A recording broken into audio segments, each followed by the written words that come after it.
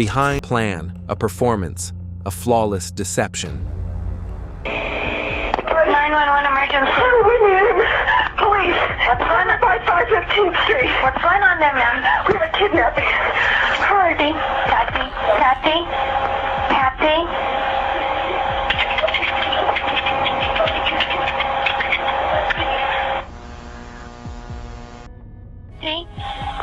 Patsy. There was something unsettling in Patsy Ramsey's 911 call.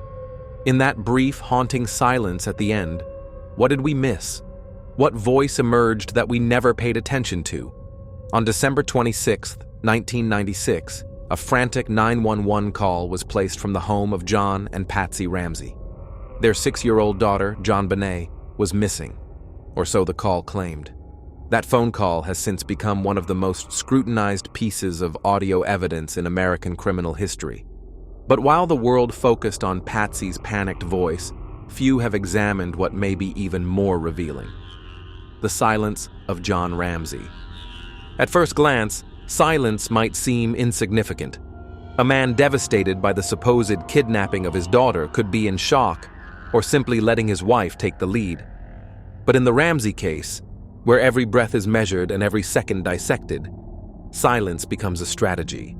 And for John Ramsay, that silence may have spoken louder than anything he could have said. Throughout the entire 911 call, nearly 3 minutes long, John Ramsay never utters a single word. He doesn't take the phone, doesn't speak in the background, doesn't correct his wife or offer extra details. He doesn't shout for help, doesn't panic, doesn't even breathe loudly enough to be heard. This silence is deeply strange in the context of a desperate emergency call. Most parents, in moments of true crisis, instinctively talk over each other, shouting to the dispatcher, blurting out details, offering help simultaneously. In stark contrast, John's absence is glaring, not just in sound, but in presence. It's as if he wasn't there at all, and yet, we know he was. That calculated stillness leaves us with one chilling question. Was he silent to stay clean? Was John staying quiet to stay clean? The most scrutinized part of Patsy's 911 call isn't her desperate plea for help. It's what happened after she believed the line had been disconnected. The recording, still running, captured several faint, muffled voices in the background. At first, investigators dismissed these sounds as nothing more than background noise. But after the audio was enhanced, linguistic analysts and former FBI experts claimed they could make out 3 distinct voices. In the final 6 to 7 seconds of the call, a child's voice, believed to be Burke, is heard asking, "What did you find?" A woman's voice, likely Patsy, responds, "We're not speaking to you." And then, a low male voice utters something almost prayer-like, "Help me, Jesus." This accidental capture is deeply significant. It doesn't just raise emotional questions, it raises logistical ones. If Burke was awake and present, it directly contradicts the Ramsays' claims that he had been asleep all night. And if John spoke here, then why had he remained silent before? The identity of that male voice isn't definitive, but many believe it belongs to John Ramsay. The tone isn't frantic or grief-stricken. It's controlled, deliberate, almost performative.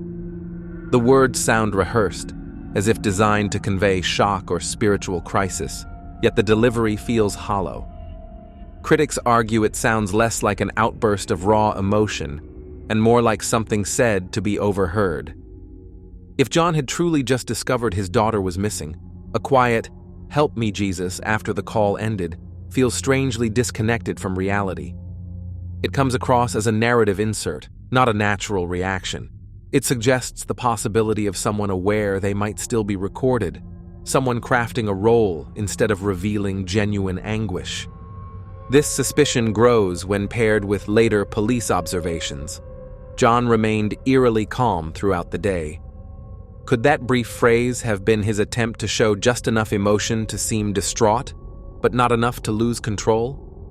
Perhaps the most calculated aspect of his behavior was his physical and vocal distance from the 911 call itself. Whether standing in the room or elsewhere in the house, John chose not to engage. By staying silent, he ensured his voice could not be linked to any part of the recorded evidence. Patsy, on the other hand, was placed front and center. Her voice, her panic, her narrative. And that choice reflects more than just emotional dynamics. It reflects control. By letting Patsy make the call, John put her in the spotlight. Every syllable and tremor in her voice would be analyzed, criticized, and if something went wrong, she would take the blame. It also gave John a built-in alibi, plausible deniability. If questioned, he could say, "I don't know what she said. I wasn't involved." Silence became his ultimate shield. One of the more compelling theories in recent years suggests Patsy may have been acting under pressure without fully understanding the scope of what she was part of. If John had told her they needed to fabricate a kidnapping to protect their son, or themselves, her panic would have been real, but born from confusion. In that light, John's silence isn't absence, it's command. He didn't need to speak during the call because Patsy was already following his script. Her terror was genuine, not from a sudden, horrifying discovery, but from being pulled into something far beyond her control. She became the voice of the emergency, and later, the face of suspicion. The emotional gap between the two parents is another unmistakable red flag. Patsy, despite her contradictions, was visibly distraught in both voice and behavior. John, in contrast, was almost clinical. In interviews, he rarely broke. He explained, calculated, framed events with precision. His language was exact, his emotion muted. That difference isn't just a matter of personality, it may be deliberate strategy. By allowing Patsy to embody all the visible grief, John positioned himself as the calm, rational father. But in a murder investigation, the overly rational one is often the one with the most to hide. When the Ramsey 911 call is compared to other cases involving missing or harmed children, a striking pattern emerges. In genuine moments of parental trauma, both parents usually speak chaotically, voices overlapping, giving conflicting instructions, shouting irrational pleas. The Ramseys' call was the opposite. It was restrained. Patsy carried the entire conversation. John was absent. In deception cases, one partner often stays silent not out of fear, but to maintain control. Silence becomes a defensive wall, a way to avoid contradictions, to prevent incriminating oneself. Psychologically, silence can be as manipulative as speech. It allows the silent party to observe, calculate, and let others make mistakes. In a true crisis, that kind of stillness is unnatural, unless you're already playing a long game. John's silence may not be proof of guilt, but when placed alongside the staged ransom note, his peculiar behavior, and the family's conveniently solid alibis, it begins to look less like grief and more like orchestration. In a case drowning in contradictions, missing evidence, and public confusion, most people focus on what was said.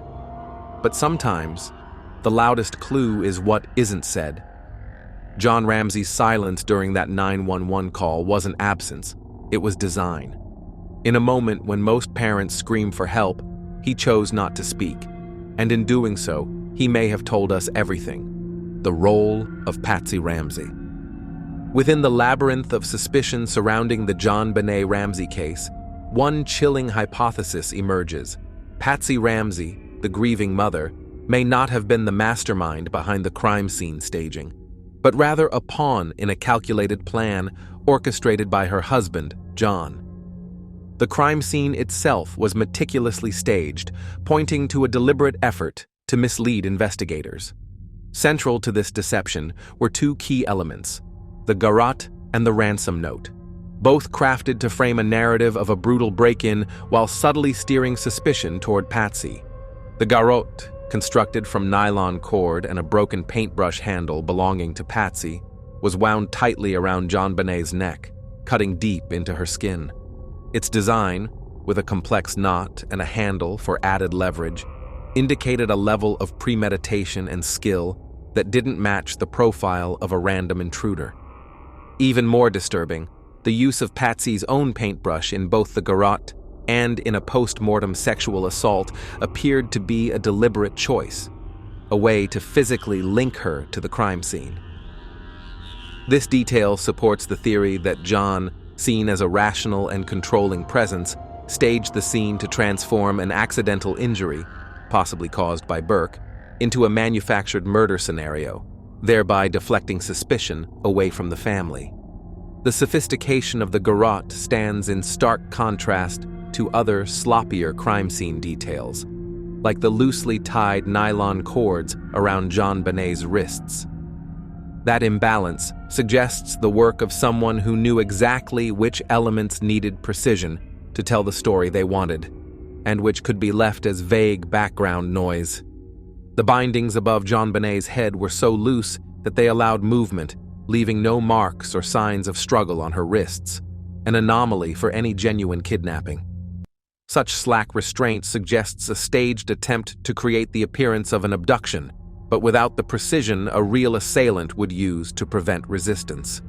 John's claim that the garrote was tightly secured and the wrist ties were difficult to undo is contradicted by the physical evidence, which points to an intentional lack of rigor. His actions upon finding JonBenét, removing the tape from her mouth and attempting to untie her hands before carrying her upstairs, further disrupted the scene.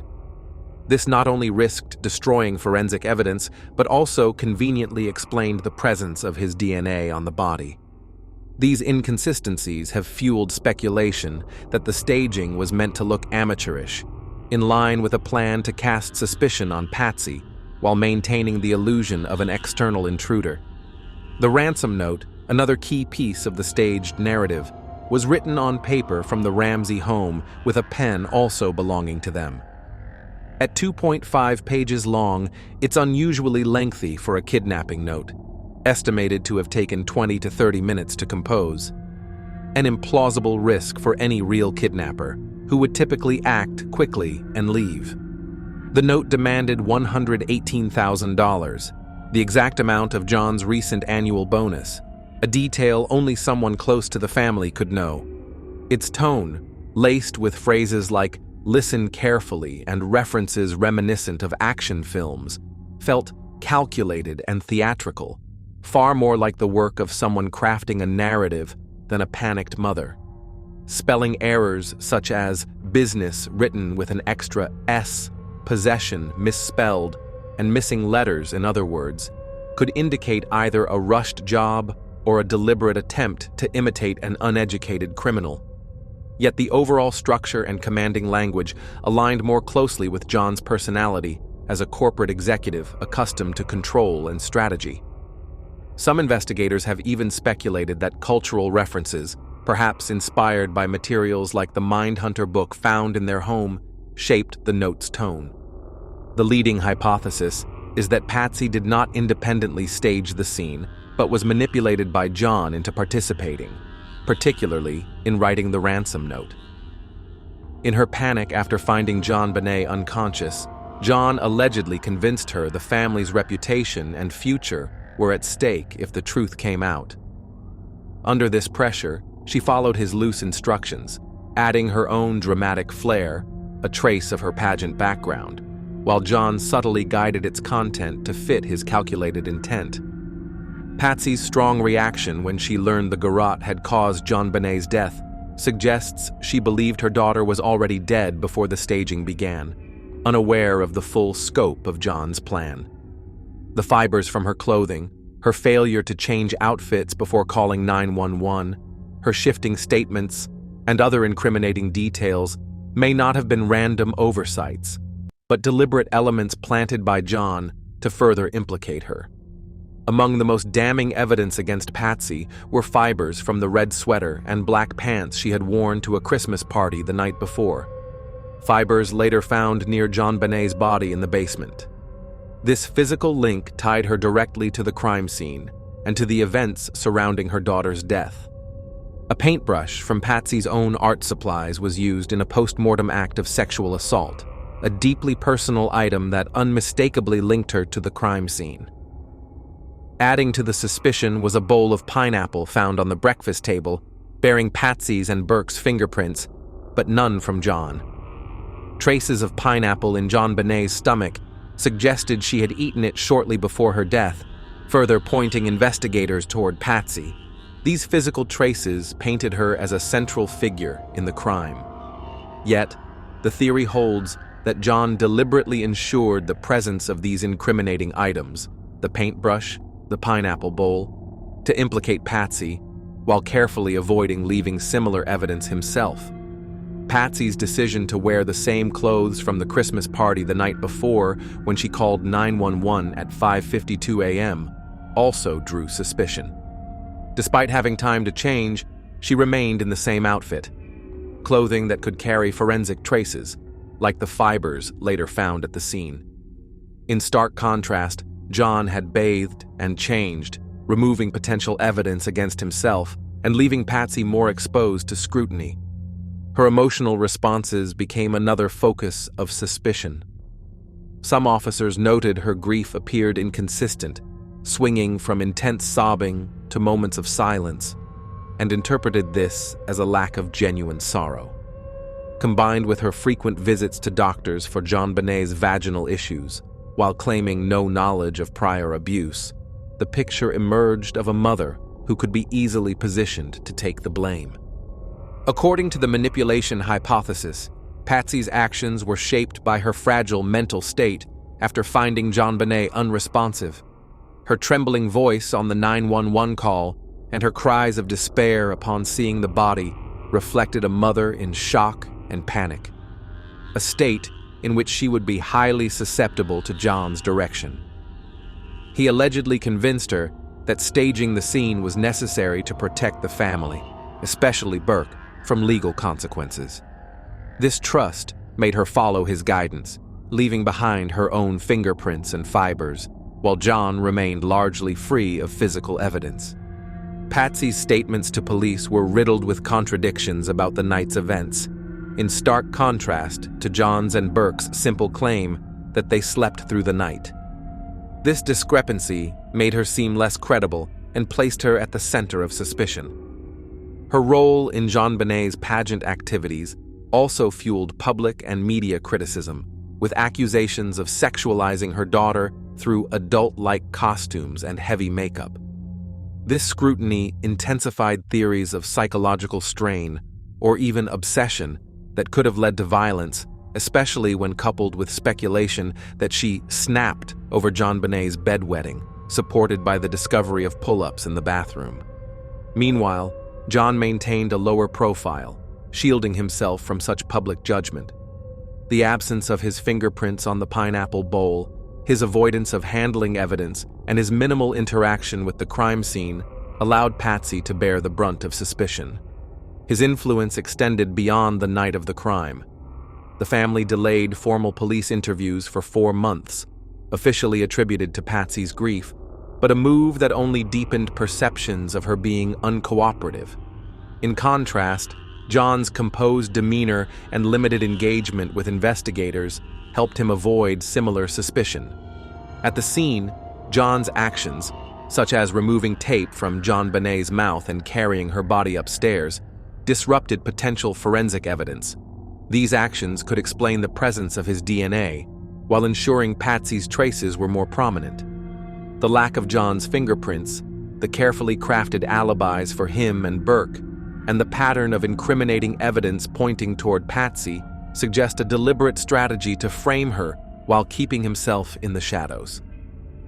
The family dynamic played a key role in making Patsy a vulnerable target.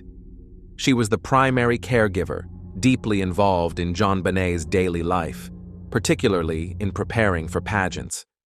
She invested countless hours in creating costumes, coaching performances, and traveling to competitions, forming a close emotional bond with her daughter. On the night of December 25, 1996, she dressed JonBenét for bed after a Christmas party, a routine task that underscored her constant presence in her daughter's life. John, the busy CEO of Access Graphics, had a more distant role, participating in pageant activities, but largely absent from day-to-day care. His claim that he slept through the night until Patsy woke him with news of JonBenét's disappearance reflected his minimal contact in those crucial hours. Patsy's psychological vulnerability added to the picture. Having survived stage 4 ovarian cancer in 1995, she carried lasting emotional scars and was described as fragile, often dependent on John for major decisions. The hectic pace of holiday travel preparations, combined with the pressures of JonBenét's pageant commitments, left her exhausted. A state in which manipulation would have been all the more effective. Patsy's trembling voice during the 911 call at 5:52 a.m. on December 26, 1996, and her anguished cries upon seeing JonBenét's body, described as a dreamlike state where she could only scream and pray, portray a mother completely overwhelmed by panic. This emotional turmoil, combined with her reliance on John, created the perfect conditions for manipulation.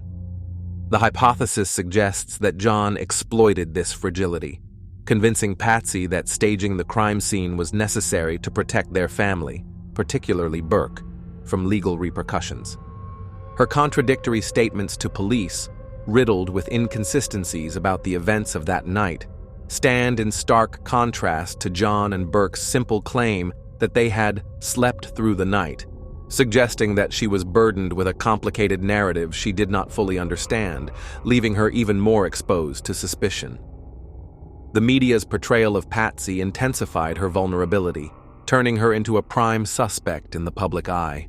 Her role in pushing JonBenet into beauty pageants, dressing her in adult-like costumes and makeup, drew harsh criticism for sexualizing her daughter and fueled speculation about an unhealthy obsession with image.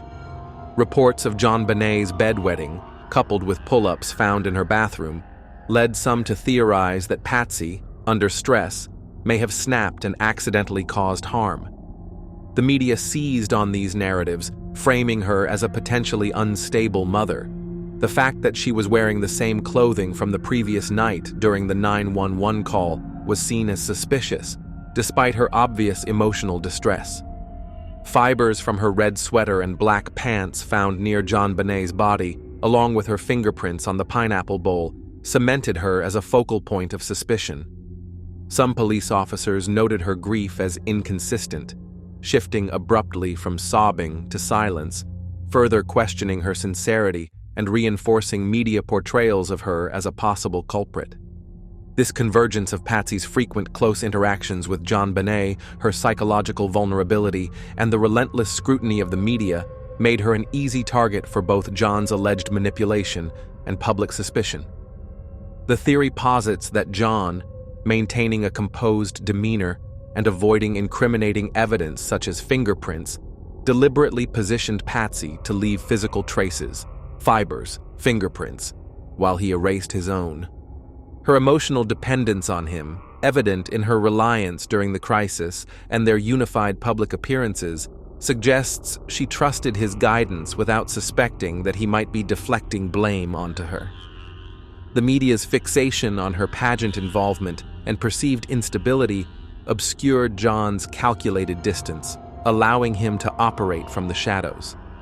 Although the presence of unidentified male DNA and other crime scene evidence supports an intruder theory that could challenge this narrative, Patsy's close bond with JonBenet, her fragile state of mind, and the media's harsh lens created a perfect storm. She became the scapegoat both within the family's alleged cover-up and in the court of public opinion, her every action scrutinized as evidence of guilt while John remained largely untouched, highlighting her susceptibility to manipulation and misjudgment.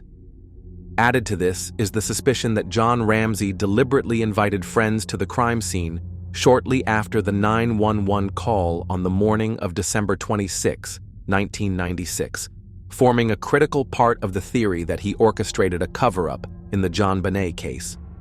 According to this theory, John used the presence of friends to contaminate the scene, create confusion, and potentially shift suspicion away from himself and his family by delaying the discovery of JonBenét's body and strategically involving others.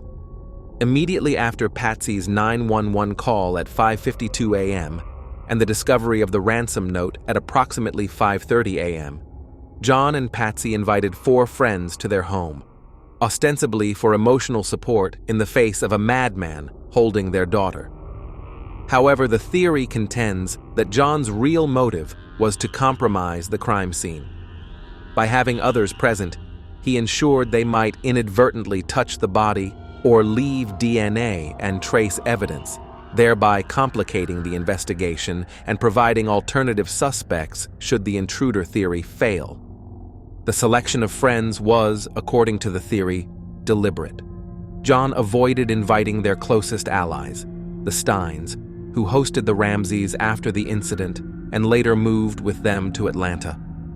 This careful choice suggests that John specifically picked less intimate acquaintances to avoid implicating trusted allies, focusing instead on scene contamination. The presence of multiple people moving through the house before JonBenét's body was found was later criticized for severely compromising forensic evidence. The theory attributes this to John's strategic plan to create investigative chaos. It further suggests that he intentionally delayed the discovery of JonBenét's body for nearly 7 hours, maximizing the opportunity for crime scene contamination. Despite police arriving shortly after the 911 call, John did not find his daughter's body until around 1 p.m., when he was asked to search the house with a friend. According to this hypothesis, John already knew the body was in the basement, but he waited, hoping that one of the friends might stumble upon it and inadvertently leave behind trace evidence. This delay increased the number of people in the house, raising the likelihood of forensic interference. When the friends failed to locate the body, John, reportedly frustrated, took it upon himself to discover her in a small basement room. She was lying on a white blanket, her hands tied and her mouth covered with duct tape. His immediate actions, kneeling to remove the tape, attempting to untie her hands, and carrying her upstairs, further disturbed the scene. These moves could be interpreted as a deliberate way to justify the presence of his DNA on her body and to further obscure evidence. Detective Linda Arndt, who was present that morning, later stated in her deposition that the way John carried JonBenét instantly raised her suspicion that he was the killer. When asked why, she listed a series of circumstantial factors: no signs of forced entry, no footprints or tracks, no sounds heard during the night, and the fact that John was the last person to see her alive.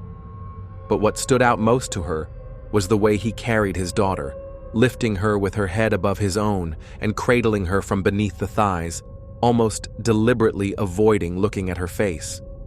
For a grieving father, she noted, this was unusual. For someone who already knew what he would find, it made grim sense. The theory that John wanted friends to find the body is central to the manipulation narrative. It suggests he persuaded Patsy to invite them over by framing it as a natural reaction to the ransom note's threat, concealing his real intent, to position these friends as potential suspects. If the intruder theory collapsed, John could subtly imply that one of them had behaved suspiciously, redirecting scrutiny. Their presence created a chaotic environment, with multiple individuals moving through the house, exactly the type of confusion that would align with John's alleged goal of destroying forensic clarity. This, the theory argues, was part of a perfect deception that allowed John to maintain control while Patsy, in her panic, unknowingly played into his plan. From the earliest days of the investigation, a peculiar dynamic emerged. John Ramsay never openly accused his wife or son, but neither did he fully clear them.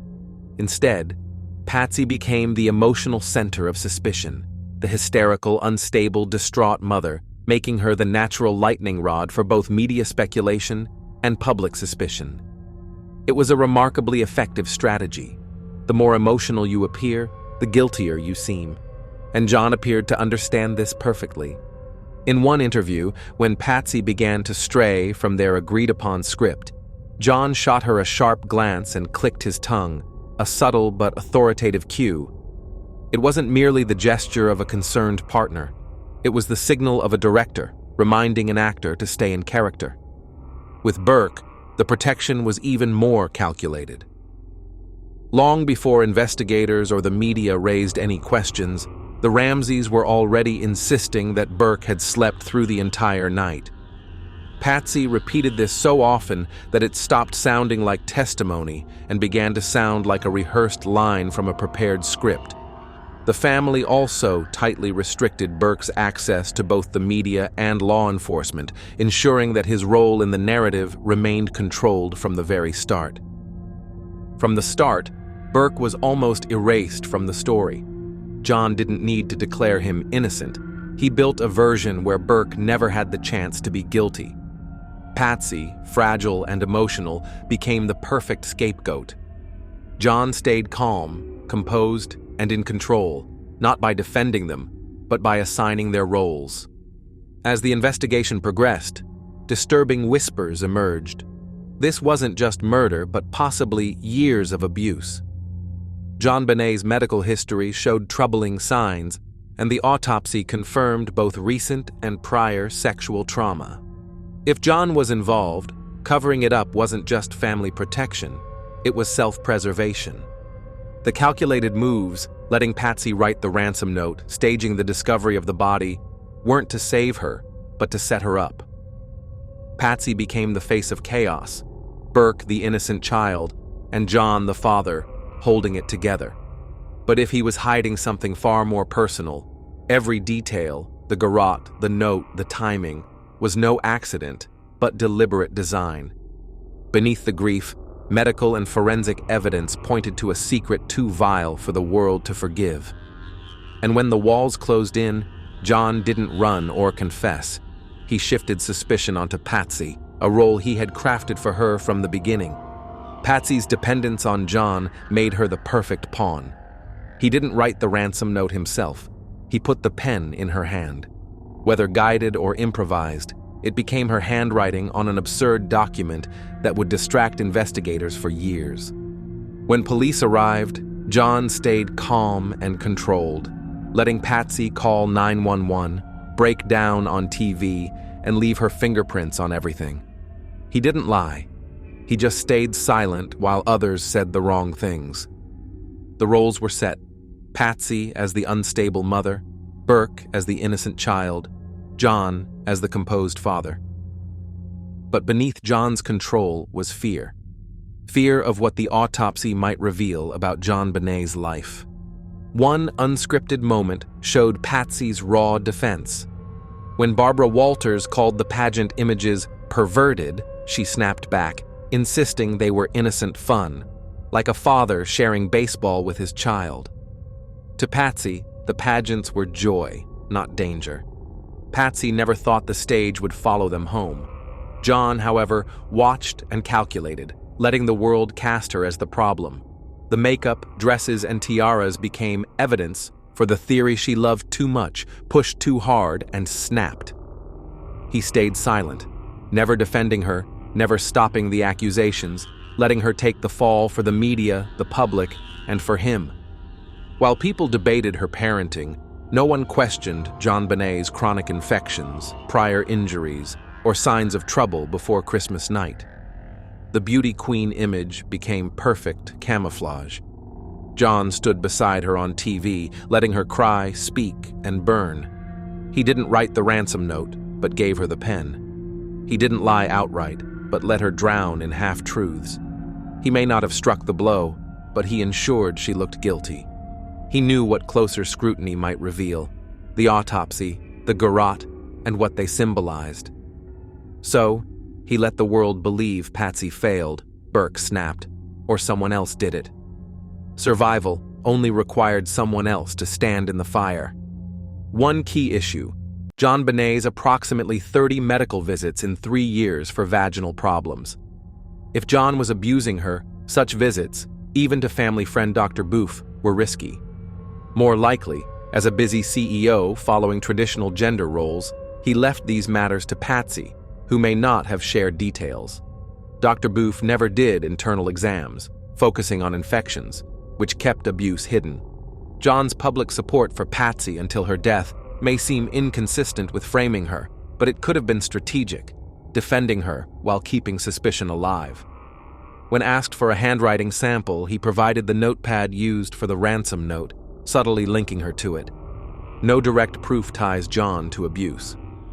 The theory rests on circumstantial signs, like the staged post-mortem assault with Patsy's paintbrush to mimic a predator and hide earlier harm. Medical records locked in a bank safe, Dr. Booth's controlled substance prescriptions to Patsy after the murder, and his role in sedating her and delaying interviews suggest unusual involvement.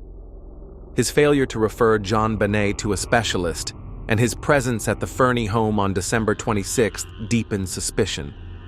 Dr. Booth's decision to sedate Patsy and consult John before lawyers arrived suggests he may have helped, knowingly or not, shield the family from revealing incriminating details. This fits the theory that John controlled the aftermath, using trusted allies to limit Patsy's exposure to investigators. The staging of the scene was complex, requiring composure and planning. John's calm contrasted sharply with Patsy's panic, supporting the idea he had the clarity to turn an accidental death into a staged kidnapping. The paintbrush and Patsy's involvement left her open to suspicion while keeping attention off him. His public loyalty to her may have been calculated, maintaining an image of unity while subtly deflecting blame. JonBenét's story also reflects a deeper tragedy, a child pushed into beauty pageants by parents chasing their own ambitions. Patsy, a former Miss West Virginia contestant, appeared to relive her pageant dreams through her daughter. Her pride often centered on her own fulfillment, not JonBenét's wishes. Whether JonBenét truly wanted the spotlight is unclear, but the choice stripped her of a carefree childhood and left her vulnerable. The media's fascination turned her into both the face of an unsolved crime and a cautionary tale about parental ambition, lost innocence, and the dangers of premature fame. JonBenét Ramsey's childhood was shaped less by her own wishes than by her parents' ambitions. Pageants brought her training, costumes, and makeup that erased her innocence and exposed her to public scrutiny and potential predators. While no proof ties her pageant life to her murder, investigators found disturbing fixations on her image. After her death, the media glamorized and sensationalized her photos, turning her into a spectacle rather than a child. This exploitation, both before and after she died, highlights the risks of imposing adult dreams on children and the dangers of public exposure. JonBenét's story remains a stark warning about lost innocence and the price of unwanted fame. JonBenét Ramsey's life was reduced to theories, timelines, and headlines. Every move her family made was dissected, not just by investigators, but by the public. In the process, we lost sight of what mattered most: justice for a 6-year-old girl. Her murder became entertainment, her memory overshadowed by speculation and drama. Yet she was more than a mystery. She was a daughter, a sister, a child who deserved protection. Theories accused even her father, John Ramsay, but no evidence has ever proven guilt. Premature judgment and media sensationalism destroyed reputations and deepened wounds. JonBenét's short life, spent in the world of beauty pageants, is a reminder to protect children from adult ambitions and public exposure. For nearly 3 decades, the Ramsay family has lived under relentless suspicion, a punishment harsher than prison, with no end in sight. The truth may remain hidden, but JonBenét's light should be remembered, not the shadows cast by her death. She just had this effervescent person. Even of Boulder, a place that, disdained mink coats. It's a beautiful spot, but very different than what we were used to. We were business people in a... That look from John Ramsay made investigators wonder what kind of man they were dealing with. He was the first to find JonBenét. he picked her up and held her. Just like that, the crime scene was compromised, potentially erasing vital evidence that could have revealed the truth. Yet, strangely, the police didn't seem overly concerned about him. Not the way they scrutinized Patsy. Not the way they questioned Burke. John was the head of the household, the one in control, but authorities saw him as harmless, as uninvolved. Was he truly just another grieving father, or was he the one who knew exactly how it all happened? Who is John Ramsay? JonBenét Ramsey was born in Lincoln, Nebraska. He attended Michigan State University, earning a bachelor's degree in electrical engineering in 1966 and later an MBA in 1971. In 1966, he joined the U.S. Navy as an officer in the Civil Engineer Corps, serving 3 years in the Philippines and another 8 years in a reserve unit in Atlanta. A licensed pilot, he owned 2 private planes, reflecting his passion for aviation. John was the son of Mary Jane and James Dudley J. Ramsey, a decorated World War II pilot. His Nebraska upbringing shaped his early years before he built both a successful career and a family. His personal life was marked by multiple marriages. He first married Lucinda Pash in 1966, and they had 3 children, Elizabeth, Melinda, and John Andrew. Their marriage ended in 1978 after 11 years. In 1980, John married Patsy Ramsey, a former beauty queen. Together they had 2 children, Burke and JonBenét Patricia Ramsey, born August 6, 1990. As a father, John was actively involved in his children's lives, supporting their activities and serving as the family's primary provider. By 1996, the Ramseys lived in an upscale home at 755 15th Street in Boulder, Colorado, enjoying a stable and affluent lifestyle. Professionally, John had achieved remarkable success. In 1989, he founded Advanced Product Group, which later merged with 2 other companies to form Access Graphics, a computer services firm. As president and CEO, he led the company to become a subsidiary of Lockheed Martin in 1991. By 1996, Access Graphics generated over $1 billion in revenue. That year, John was named Entrepreneur of the Year by the Boulder Chamber of Commerce, with a net worth estimated at $6.4 million.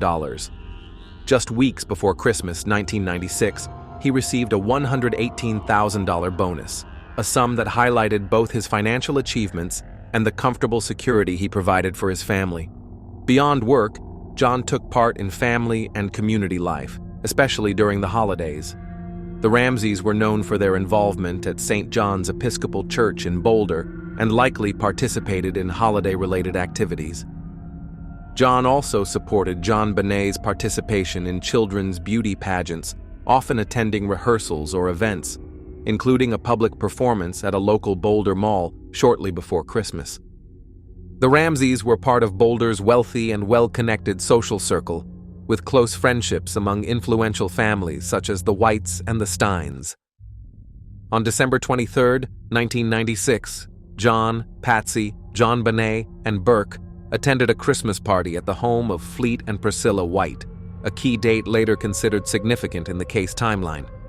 The family was also preparing for a post-Christmas trip to Charlevoix, Michigan, where they owned a vacation home. John had planned to reunite with his older children, Melinda and John Andrew, and as a pilot, had arranged to personally fly the family there.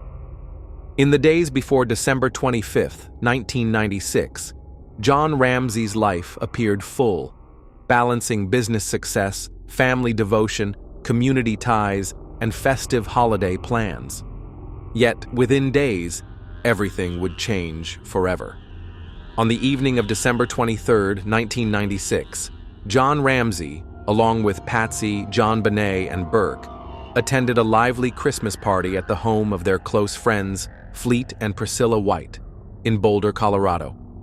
The Whites' residence, located in the same affluent neighborhood as the Ramseys' home at 755 15th Street, hosted a festive gathering that included other prominent Boulder families. Earlier that same evening, the Ramseys had hosted their own Christmas celebration at their home, from approximately 5 to 8 p.m., welcoming between 30 and 40 guests, including friends and relatives. The event featured children decorating gingerbread houses and a visit from Santa Claus impersonator Bill McReynolds.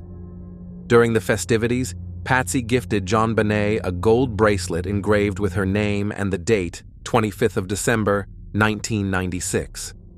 Although originally intended as Christmas Day present, JonBenét was seen wearing the bracelet that night, along with a black and white outfit. Guests at the Ramsey party included R.A. Brown, Priscilla White's parents, and Cliff Gaston, a friend of the Whites, among others. As the host, John likely mingled and engaged with attendees, though no specific interactions were recorded. That evening, at 6:48 p.m., a mysterious 911 call was made from the Ramsey home, but was disconnected before any conversation could take place. When police called back, they reached voicemail. An officer was dispatched to the home and was reassured by Susan Stein, a family friend, that the call was likely accidental, possibly related to a medication order for an elderly relative. No report was filed, and the officer left by 7:09 p.m.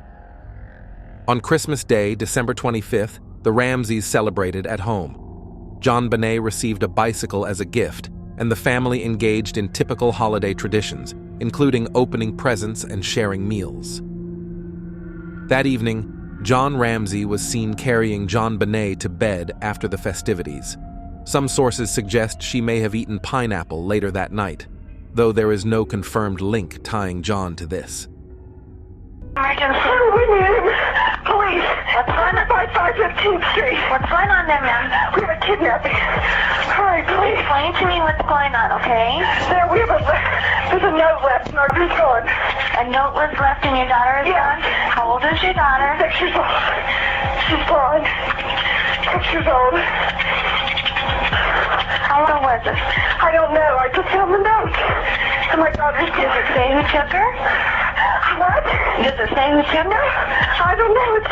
There's a ransom note here. In the early hours of December 26, 1996, the Ramsey household awoke in urgency. Around 5:30 a.m., Patsy Ramsey got up to make coffee in preparation for a planned family trip to Charlevoix, Michigan, where John, being a licensed pilot, intended to fly them in his private plane. Shortly after, between 5:30 and 5:45 a.m., Patsy checked JonBenét's room, possibly to wake her, and discovered she was missing. Alarmed, she searched further and around 5:45 a.m., found a 3-page ransom note on the back spiral staircase. The note was written on paper from a household notepad, demanded $118,000, the exact amount of John's recent Christmas bonus from Access Graphics, and claimed JonBenét had been kidnapped. Patsy immediately alerted John, who read the note. They searched the house together but found no trace of JonBenét. They also checked on Burke, confirming he was asleep in his room. By 5:52 a.m., Patsy dialed 911 from the home phone, reporting JonBenét's disappearance and the ransom note during a frantic 6-minute call. 911 transcript, partial. Operator: we need police. What's going on at 15th Street? Patsy: we have a kidnapping. Hurry, please. Operator: explain to me what's going on. Patsy: there's a note left and our daughter is gone. Operator: how old is your daughter?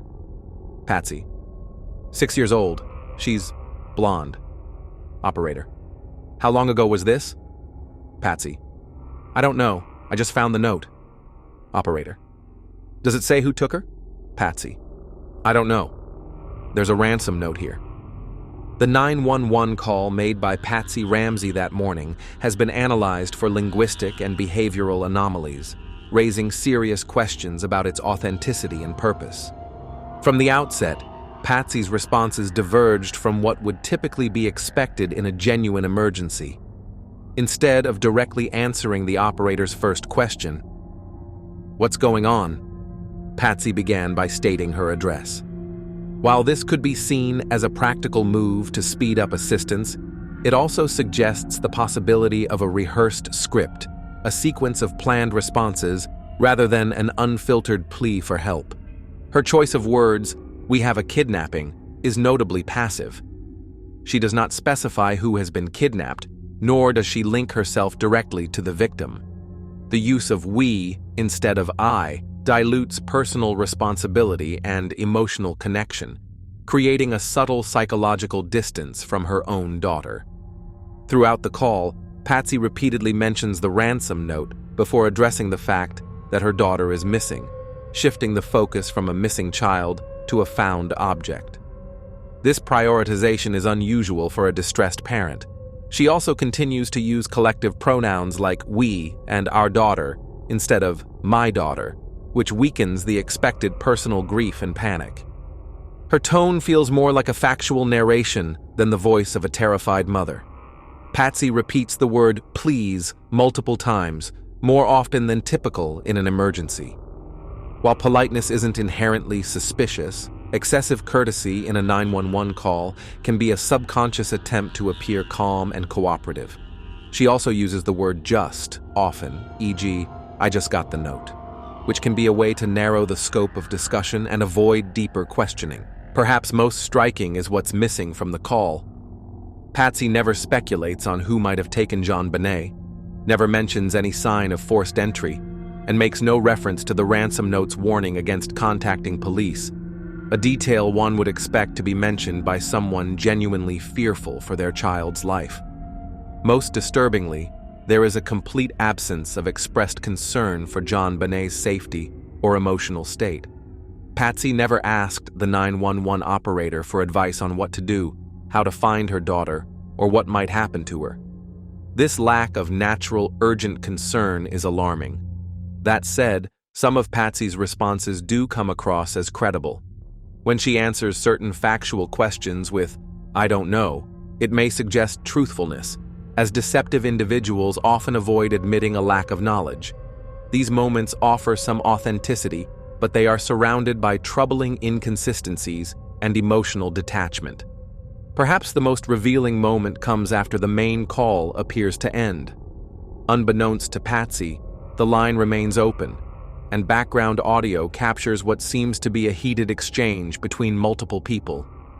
One voice, believed to be John Ramsay, says, "We aren't speaking to you," while another voice, likely Patsy's, repeatedly asks, "What did you do?"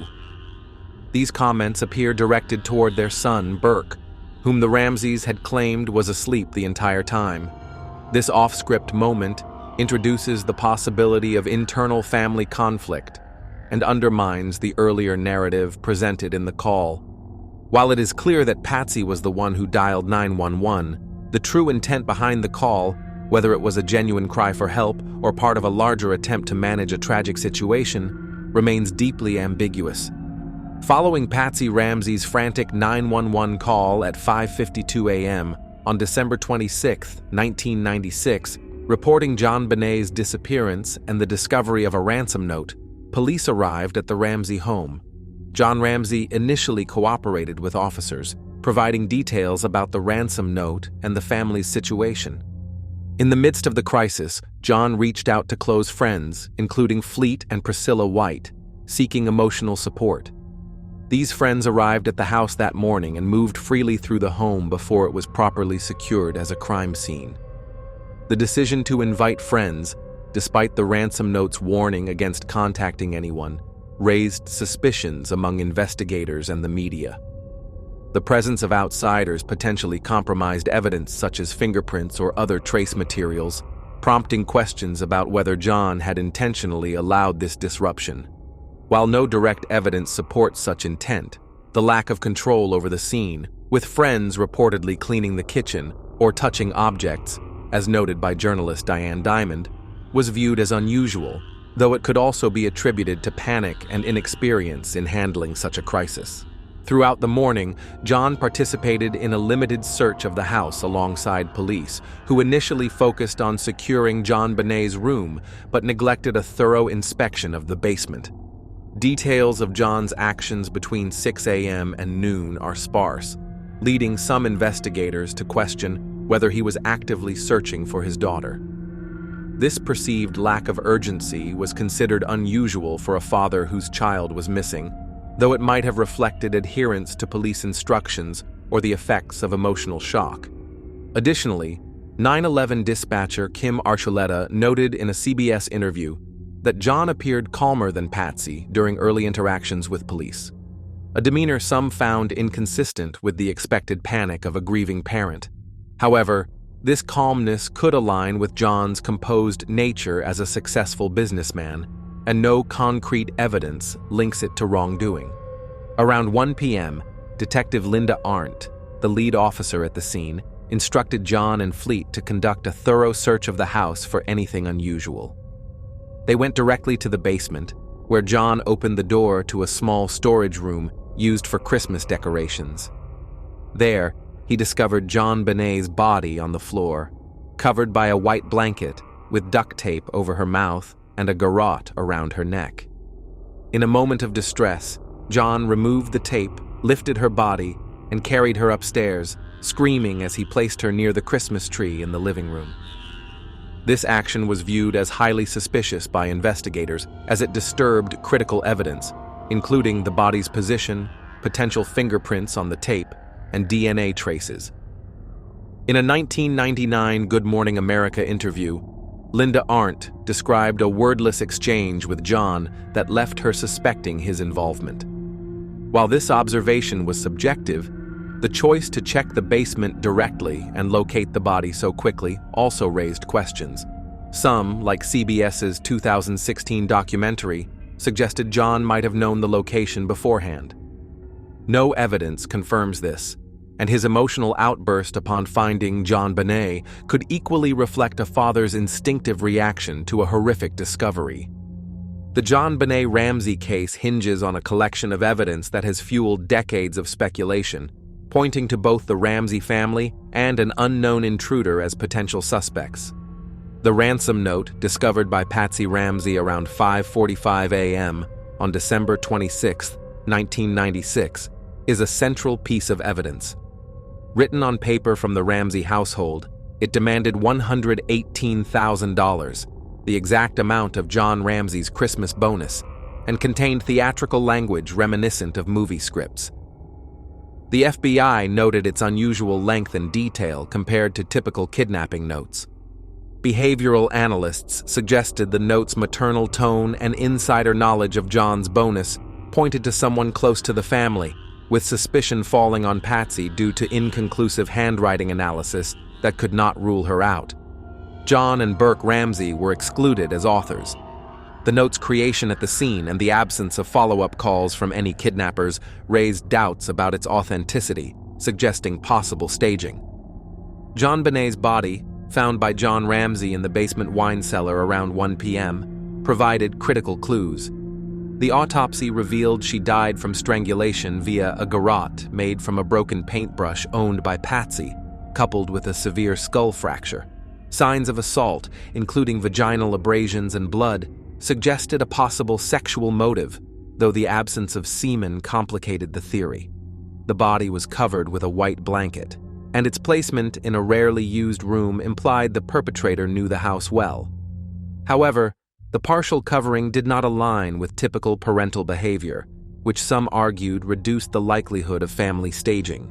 A key detail was the undigested pineapple found in JonBenét's stomach, likely eaten between 10 p.m. and 2 a.m., which conflicted with John and Patsy's claim that she had not eaten that night.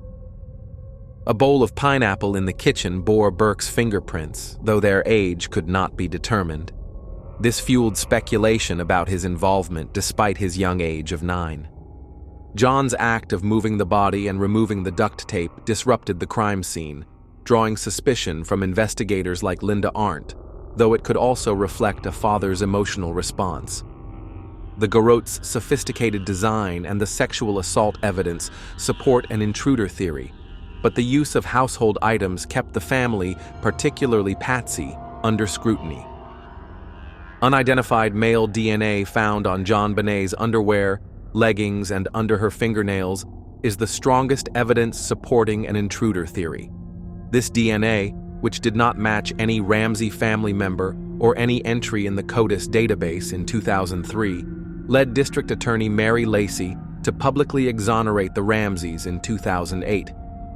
Experts like Candace DeLong and Lawrence Kobylinski argue the DNA likely belongs to the killer, though Michael Baden suggested it could be trace contamination from manufacturing. The DNA's complexity, possibly from multiple individuals, and John Ramsay's 2024 call for advanced genealogical testing highlight its unresolved potential. This evidence significantly weakens the case against John, Patsy, and Burke, while pointing to an unknown male intruder, though no specific suspect has been identified. Additional physical evidence further complicates the case. A broken basement window and a Samsonite suitcase beneath it containing glass and dirt were cited by investigator Lou Smith as a possible entry point for an intruder, though intact cobwebs suggested it had not been recently used. John Ramsay's prior admission of breaking the window when locked out raised doubts about its relevance. A high-tech boot print in the basement mold, unmatched to any family member, and an unidentified Caucasian pubic hair on the blanket bolster the intruder theory, but lack specific ties to a suspect.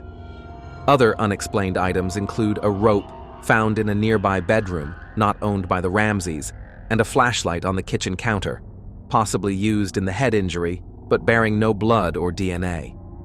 Suspected stun gun marks on JonBenét's face and back, supported by Lou Smith and Michael Baden, but disputed by Werner Spitz, suggest a professional tool favoring an intruder theory, but remain unconfirmed due to the absence of the device. The 911 call also introduced suspicion about the family.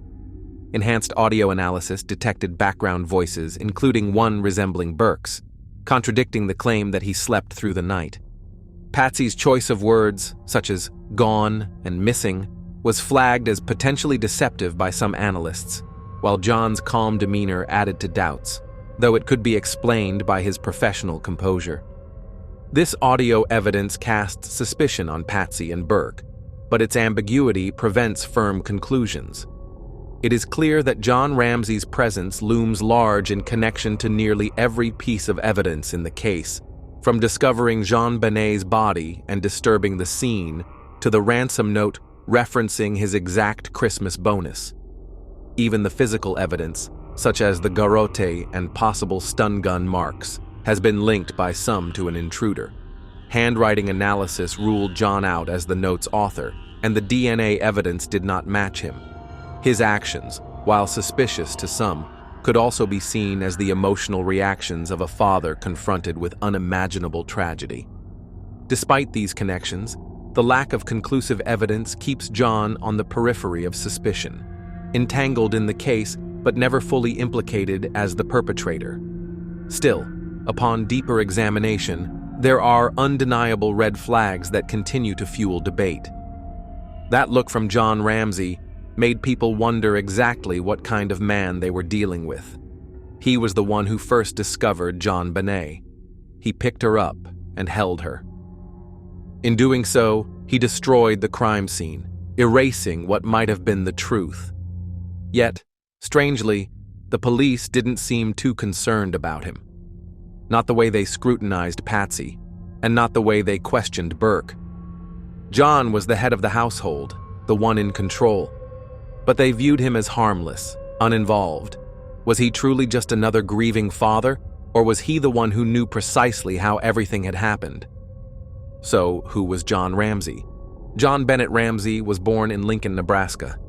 He attended Michigan State University, earning a bachelor's degree in electrical engineering in 1966, and later an MBA in 1971. His early career began in the U.S. Navy in 1966 as an officer in the Civil Engineer Corps. He served 3 years in the Philippines and an additional 8 years in a reserve unit in Atlanta. A licensed pilot, he owned 2 private planes, reflecting his passion for aviation. John was the son of Mary Jane and James Dudley J. Ramsey, a decorated World War II pilot. His Nebraska upbringing shaped his early life before he went on to build a successful career and family. In his personal life, John's family story was marked by multiple marriages. He first married Lucinda Pash in 1966, and they had 3 children, Elizabeth, Melinda, and John Andrew. Their marriage lasted 11 years before ending in divorce in 1978, with no public explanation for the split. In 1980, he married Patsy Ramsey, a former beauty queen, and together they had 2 children, Burke and JonBenét Patricia Ramsey, born on August 6, 1990. As a father, John was deeply involved in his children's lives, supporting their activities and serving as the family's main provider. By 1996, the Ramseys were living in a spacious home at 755 15th Street in Boulder, Colorado, maintaining a stable and affluent lifestyle. Professionally, John's success was impressive. In 1989, he founded Advanced Product Group, which later merged with 2 other companies to form Access Graphics, a computer services firm. As president and CEO, he led the company to become a subsidiary of Lockheed Martin in 1991. By 1996, Access Graphics was generating over $1 billion in revenue. That same year, John was named Entrepreneur of the Year by the Boulder Chamber of Commerce, and his net worth was estimated at $6.4 million in May.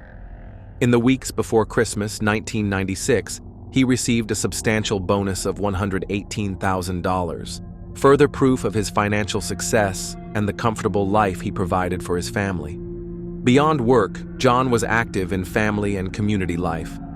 The Ramseys were known members of St. John's Episcopal Church in Boulder, likely participating in seasonal religious and community events, though no specific church activities attended by John in the week before Christmas have been documented. JonBenét's beauty pageants were a major part of the family's life in December 1996. While Patsy primarily managed her daughter's pageant schedule, John was involved as well, possibly attending rehearsals or performances, including one at a local Boulder shopping mall shortly before Christmas. His presence underscored his commitment to his children's interests. John also maintained strong connections with Boulder's affluent and influential social circle, frequently spending time with families such as the Whites and the Steins. On December 23, 1996, John, Patsy, JonBenét, and Burke attended a Christmas party at the home of their close friends, Fleet and Priscilla White. This event was a highlight of their holiday season, showcasing the Ramseys' active social life. At the same time, John was preparing for a family trip to Charlevoix, Michigan, where they owned a vacation home. He planned to reunite with his older children, Melinda and John Andrew, from his first marriage. As a licensed pilot, he had arranged to fly the family there after Christmas, with preparations underway in the days leading up to December 25th. These details paint a portrait of a man in the midst of a busy yet fulfilling holiday season, balancing career success, family life, and community ties. John Ramsay's face had become a symbol of parental betrayal, dissected endlessly across TV screens and magazine covers. But as DNA evidence emerged, it quietly unraveled that narrative. It wasn't shouted from rooftops. It came through lab reports, expert testimony, and forensic analysis that couldn't be dismissed. Suddenly, the man once portrayed as a deceptive mastermind was viewed differently, not as the architect of deceit, but as someone failed by a system more obsessed with headlines than facts. John Ramsay came to represent the peril of justice shaped by assumptions, not evidence, a parent prematurely accused, a suspect judged too hastily. Media outlets, once ravenous for his downfall, began treading carefully. Some quietly acknowledged mistakes, others shifted the spotlight elsewhere, unwilling to admit they'd been wrong. But the public narrative never fully healed. The scars remained in whispered forums and wary glances. Though legally exonerated, John Ramsay occupied a murky space in public consciousness, neither guilty nor completely innocent. A figure trapped in the gray area of America's most infamous, unsolved case. The real turning point didn't come from a confession or surprise witness. It came from science. A male DNA sample, unidentified and found on JonBenét's clothing, was analyzed, and it wasn't a match for John, Patsy, or Burke Ramsey. Suddenly, it wasn't theory or rumor. It was indisputable fact. It didn't just challenge the old narrative. It obliterated it. For the first time since that Christmas night in 1996, there was hard physical proof that someone else had been in their home, someone whose presence couldn't be overlooked. With that revelation, the investigation had to shift, not because authorities chose to, nor did the media want it to, but because science demanded it. From the earliest hours, the investigation had already begun to unravel. The sprawling Ramsey home, with its hidden nooks and winding stairs, was never properly secured. Friends, neighbors, even church members walked freely through the house, offering comfort, but at the cost of contaminating the scene. Entire rooms, including the basement where JonBenét's body was found, were overlooked during initial searches. Delayed collection of DNA, fibers, hairs, and fingerprints allowed vital evidence to slip away. Clear signs of entry and staging, broken windows, displaced objects, disturbed debris went unnoticed. By the time authorities grasped the scope of their error, the crime scene was no longer a puzzle to solve. It was a shattered mirror with too many missing pieces. The truth was not only buried, it had been erased. Enter Lou Smith, a veteran detective brought in not to protect the Ramseys, but to uncover the truth wherever it led. Methodical and observant, he saw what others missed. The broken basement window wasn't random. It was an invitation. The suitcase beneath it wasn't misplaced. It formed a makeshift step. Scuffed floors, disturbed debris were all signs of calculated intrusion. Patterns, staging, and points of entry pointed to someone from the outside. Smith concluded, the Ramseys did not kill their daughter. The crime was committed by a predator. Wikipedia CrimeLibrary.org. Simultaneously, former FBI profiler John E. Douglas reviewed the case from a psychological standpoint. He rejected the notion of a personal domestic motive. This crime showed signs of calculation, obsession, not familial rage. Douglas saw no behavioral indicators pointing to John, Patsy, or Burke. Instead, he believed the killer was a stranger fixated on the family, who chose the moment carefully. His profile matched Smith's conclusion. The danger came from outside. Wikipedia criminalminds.fandom.com. Yet despite these expert findings, the case has never been solved. The killer was never identified. For John Ramsay, vindication in the eyes of science and specialists was not enough. It brought no peace. Who left that male DNA trace? Who knew the house so well? The case remains a cold file, its evidence untouched, its leads dried up. John Ramsay didn't disappear. He changed strategy. He began advocating for new forensic methods, especially genetic genealogy, to push bolder authorities to act. New York Post, AARP The Sun. In rare interviews, his message remained unwavering. The case can still be solved. The real killer is still out there, and JonBenét deserves justice. Years later, Ramsey's public advocacy gave way to quiet resolve. The media frenzy faded. He retreated from the spotlight. After losing Patsy in 2006 and burying another daughter in 1992, his life became one of solitude, grief, and persistence. He continued writing, supporting victim rights causes, and kept pressing for cold case reform. Today, perception has shifted. He's no longer widely seen as a suspect. Many now view him as a victim of a flawed system and sensationalist media. Still, that male DNA remains the last unbroken thread to the truth, a thread waiting for someone to pull it.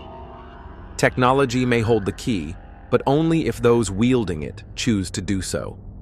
Even today, the case ends not with answers, but with unanswered questions. Was John Ramsay simply a devastated father, carrying the weight of loss? Or is there something more hidden beneath the noise? That question remains, and it will follow him forever. The screen fades to black.